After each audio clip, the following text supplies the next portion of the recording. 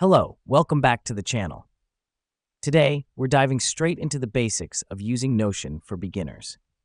This is your full 2025 guide to getting started with this powerful productivity tool. First up, you'll need to create an account on Notion. Head over to notion.so and click Sign Up. You can use your email or opt for a quicker sign-in with Google or Apple. We start here because without an account, you won't be able to save or share your work. Once you've signed up, you'll be greeted by the Notion interface. It might feel a bit overwhelming at first, but don't worry. Right in the middle, click on Plus New Page. This is the foundation of your Notion workspace, where you'll be creating and organizing all your content. Now that you've got your first page, let's add some content. Notice the plus button on the left? Click on it and you'll see a range of block options. Blocks are the building blocks of Notion, and they include things like text, to-do lists, images, and tables.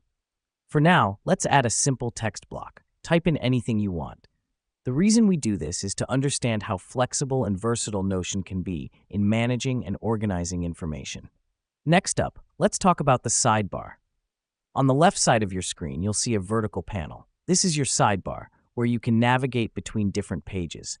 Click on Add a Page in the sidebar to create a new page. This helps us organize our workspace by separating different projects or topics into their own pages.